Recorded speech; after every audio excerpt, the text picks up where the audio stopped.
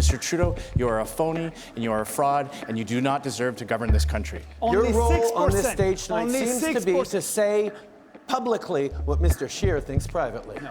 You do not need to choose between Mr. Delay and Mr. Deny. Quebec does not need to be told what to do or what not to do about its own values, Mr. Blanchet, nor its language, nor themselves as a nation. Andrew, are you a real conservative? No, I think you are liberals. Please God you don't get a majority this time around because you don't keep your promises. From the Rockies? Last night's English federal leaders debate saw its share of one-line zingers, most of them right there. But it did do anything to move the dial in any way. Did you get what you needed? At Issue is here for a special Tuesday edition. Chantal Hébert is in Montreal, Andrew Coyne is in Toronto, and Althea Raj is here in Ottawa. Okay, we talked about how high the stakes were ahead of this debate. Debates can be turning points, especially if you've got a campaign where the polls seem to be locked. Andrew, let me start with you. Do you think anything changed in any way after last night? Short answer is I don't know. Nobody knows. These things, they emerge afterwards. The pundits all declare who won and who lost as if it was a debating tournament on the night, but it's only afterwards we find out whether it's moved anybody. Mm-hmm. I suspect, first of all, Jagmeet Singh, obviously, people looked very composed, very relaxed, very confident. That may reassure people who were looking askance at the NDP, mostly because they'd heard such terrible things about their leader, and that maybe for a lot of them this would have been their first exposure, so that may solidify some of their support. I don't think Andrew Scheer would have expanded his base, but he may well have reassured them by showing some fire for people who thought maybe he didn't have enough fire in his belly. That may do him well in terms of turnout for his supporters. Other than that, I mean, Maxime Bernier showed up and was on the same stage as the other leaders, and he didn't have horns on, so he may get some support on the right wing of the Conservatives, may give him a look. Other than that, I don't think anybody else really advanced their cause. I also don't like the winning and losing thing because I'm not sure that ever happens, to be honest. But would it have resulted in someone taking, as Andrew says, another look, Chantal, at someone, or looking at them more closely? Well, overall, I have to say that except for partisans, I'm not so sure that very many of the viewers came away with a sense that they had a great abundance of riches to choose from come the next election. So whether this debate will drive up turnout is probably debatable. What didn't happen was a second really bad night for Andrew Scheer, and if he had had as bad a night as he had on the TVA debate, I think you basically could have said that his campaign was over and he would have limped his way to a defeat on October 21st. So he's still standing. I agree with Andrew. Probably didn't expand his vote. I will keep an eye out because, yes, we declare winners. And having been around when we declared that Jean Charest as Tory leader or Joe Clark won debates, and that got them fourth place. I'm not going to say that Jagmeet Singh's the good words about him are going to change the fate of the NDP. Still, this is what I'm going to be looking at in the polls, whether the NDP goes up, and with the Bloc going up in Quebec, what that means for the shape of the next government. Yeah, I mean, it seems, Althea, that it's not about whether Jagmeet Singh is going to win. It's about how he affects the vote splits in the other parties based on his performance last night and maybe again on Thursday. Yeah, I think that's fair to say. I mean, aside from the seats that he actually wants to retain, the seats where his incumbents are running, and then a handful of seats like in St. John's East and Malcolm Allen's seat in Ontario.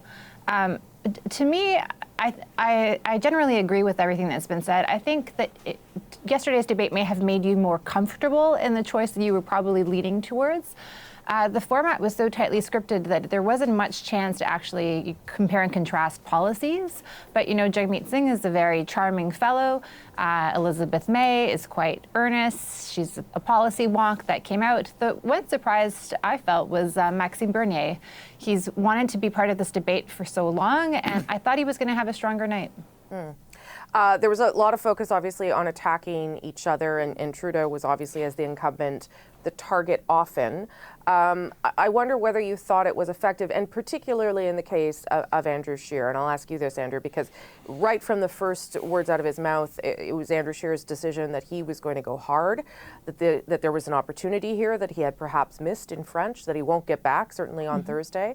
Is that effective strategy for him, or what did you make of that? Well, again, if you're trying to win over people to your cause, probably not. I think a lot of people would have looked at that opening session who weren't in the Conservative camp and would have said that was a little over the top. Why don't you tell me more about what you would do and your positive program, et cetera, et cetera. If, on the other hand, you're trying to fire up your base and make them feel good about you as the leader, make you feel like you're their fighter, you're the guy who's going to go after that guy Trudeau who they dislike so intensely, I think it might work from that standpoint. And it was clearly planned, and they clearly would have thought about this, and that's the only case I can see for it. What about firing up the base has not been Andrew Scheer's biggest challenge in this campaign. Here we are, less than 2 weeks to the vote, and he has not managed to expand, to make his tent bigger. And the way that he started off, to me, it looked like he'd had a bad night in French the week before. He needed to have a better night, and to do so, he stayed in the comfort zone of leader of the official opposition and went on the attack.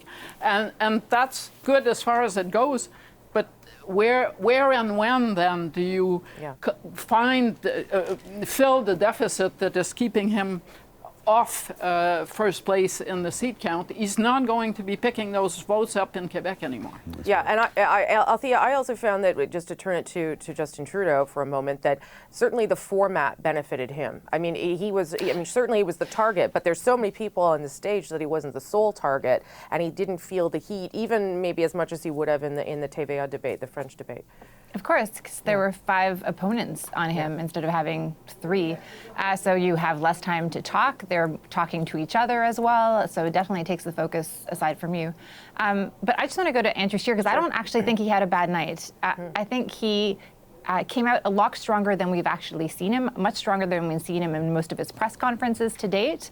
And having Maxime Bernier there made him actually seem perhaps more comfortable to a center right audience than, the TVA debate, where it was all the progressives ganging up on Andrew Scheer. We didn't have that. He seemed to be like, oh, well, if you're looking at your bouquet of options, well, he doesn't seem so bad, and he was quite friendly. So I thought it was actually a pretty good night for Andrew Scheer. Yeah, and he dealt with also Maxime a good Bernier night well, for too. Prime Minister, for Justin Trudeau. I mean, frankly, he didn't have a great night, but he avoided a lot of pitfalls that could have happened. Yeah, he didn't have a great night. He wasn't, you wouldn't have said he was dominating the stage or that he was the incumbent who rose above the rabble beneath him. He kind of disappeared for long periods of time. But I agree with you that there wasn't a lot of damage done to him. The only sort of weird moment was when he flat out denied or repeated his assertion that the Globe story on the SNC-Lavalin was false. Chantal.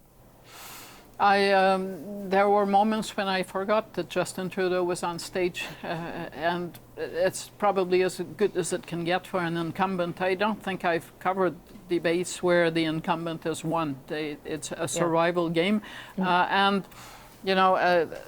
I watched what was happening to every campaign today, and clearly very few of them were in damage. Well, none of them were in damage control mode. So that tells you that they all feel that they executed as much of their game as they could hope for. I have 1 minute, so each of you it's 15, 20 seconds on who has the most at stake on Thursday in the French debate. Chantal. Hard to tell. Certainly not a moment for Jagmeet Singh or Andrew Scheer, I think, to be reintroduced again positively to Quebec voters. So I'd say, strangely enough, the Bloc Québécois leader, because now that he's considered as a force, it may be that people will look at him with a more critical eye. Andrew, quickly. I'd say Trudeau, because if the NDP did as well as people think out of that debate, if they get a lift out of that, then that's starting to eat into Liberal support outside Quebec. He needs to make up some ground in Quebec to compensate. Althea. I'd say Scheer, so we can make up some of the lost ground that he gave away in TVA debate. Okay. Thanks, everyone. Let's do it all over again on Thursday, if you don't mind. Thanks for being here. And before we go, be sure to subscribe to At Issue, the podcast, so we'll have 2 this week. You can look for it on iTunes, any major podcast app, our website, cbcnews.ca/thenational, and you can also check out my other line of work, Party Lines, the CBC podcast that I do with my friend Elamine Abdul Mahmoud. We'll have a new episode on Thursday, too.